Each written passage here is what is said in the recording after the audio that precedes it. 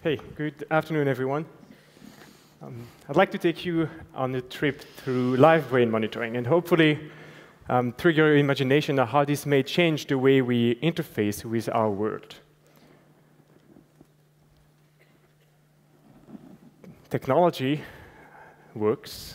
Let's see. Yeah, here we go. Technology has revolutionized the way we interface with computers. If you look back in 1948, at the time of the first computer, this is how people interact with the computers, plugging wires, turning knobs.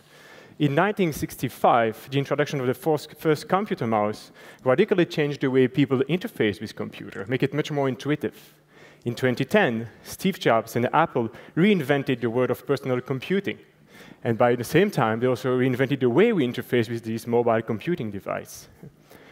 In the next step, it could be that we will be interfacing with our computers just using our brain waves. And it may look like something like this, I think. Today, it's a designer concept, but it shows that in the future, we will be able to control our computers just by the power of live brain monitoring. Does it sound like science fiction? Well, actually, live brain monitoring is possible today, and it is changing the life of paraplegic patients. Think of a patient with the locked-in syndrome, for example. So these patients, they have all their brain, they're awake, they're very much aware of what's happening, but they're completely paralyzed, so they cannot communicate with the external world. Now think of a device that could communicate directly from his brainwaves. Such a device exists today. It was developed by the CWF11 and IMEC, and it's called a mind speller, the power of spelling words just from the brainwaves. Let's have a look at how it works. So David is a patient that has the locked-in syndrome. You see his picture here. He's actually looking at a computer screen, and on the screen what you see is letters. And he just has to to look at the letters he wants to type. And his mother is going to ask him what is his favorite animal, and let's see what happens. Sound, please.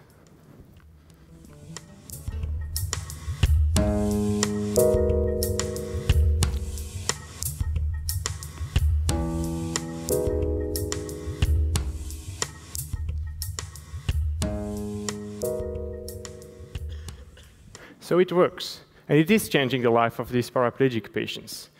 The next question may be, would we use it? Would you use it?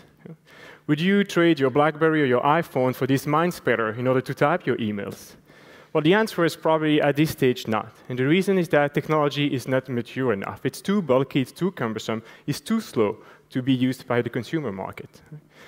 We need game-changing technologies to make sure that this type of live brain monitor will be accessible to the consumer market, will be accessible to people like every one of you in the audience. Live brain monitoring needs to become a commodity. It should be integrated in accessories, for example, into a baseball cap. So what does it take to get there? Well, first, you need dry electrodes. Electrodes which are very comfortable, that can just put on your head and start recording quality brainwaves with a high level of comfort. Second, we need smarter, faster, and smaller electronics. Smarter because nobody really cares about the raw brainwaves. What you are interested in is the information which is in these brainwaves. You need to extract that, so you need smarter electronics to do that. It has to be fast. You don't want to have a delay between the moment you think and the moment the action that triggers by your thought actually happens. And secondly, it has to be small. You don't want to carry a big electronic pack with you. It has to be integrated in your clothing and into your accessories. Third, it has to be ultra-low power. It should work at all times. You don't need to charge it. You just use it when you need it and for as long as you need it. We at IMEC in Belgium and the whole center in the Netherlands are developing these game-changing technologies for the future of health and wellness applications, including live brain monitoring. And one of the research achievements we have is this. It's a headset. It measures the brainwaves of the users who's actually wearing the headset and transmit these brainwaves wirelessly. What type of information do you get out of it? This is this type of signals. It's called an EEG, an electroencephalogram. This probably doesn't tell you much about what it is, except if we have a few neurologists in the audience here. So the next question is, how do we make sense of these brainwaves? Can we understand brainwaves? Fortunately, today, this is not quite possible, but what we can do is we can listen or look at specific patterns in the brainwave. And to illustrate how this works, I'd like you to direct the attention to my coworker here, Bernard, on stage.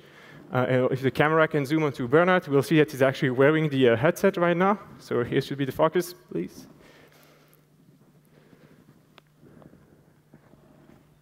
Yeah. So you see, he's wearing the device. You can really zoom onto the device.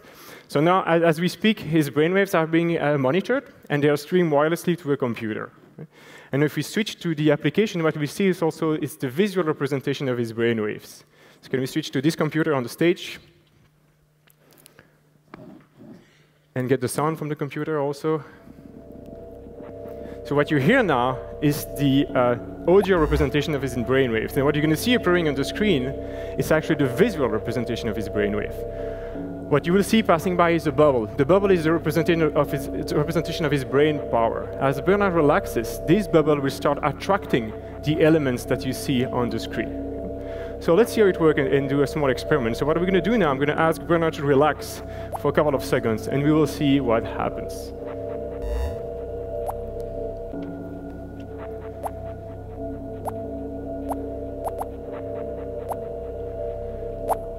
So you see bubble aggregated, and if he stops relaxing, open his eyes, you see that these bubbles will just burst out and stop. Yeah? So this is a visual representation of the brainwave.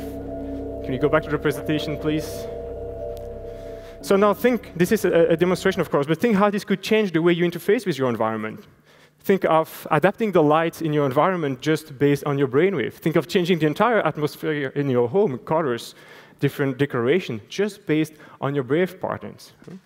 So this is something that I want to leave you with. In the last minute, I want to spend some time to explore with you how live brain monitoring can actually revolutionize the way we communicate and we connect to each other. Yeah? So communication has been around for years, and I think there are classical ways to communicate, and the most famous way is, of course, language. We talk to each other. That is how we communicate. Of course, language has some issues. Not everybody speaks the same language. And there are other ways to communicate. Also, gesture is another way to communicate. Now, if you ask a teenager today to pass on an important piece of information to his friends, it's very unlikely that he will pick up his phone and call his friend and tell him about this information.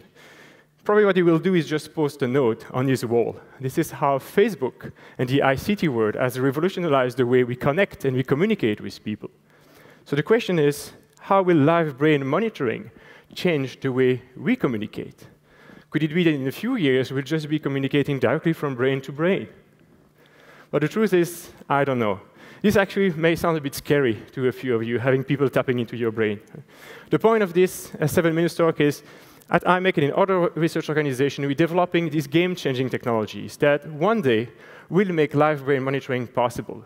What we will do with it, how this will change the way we interact with our world, it's going to be up to us all. It's going to be up to you too. Thank you for your attention.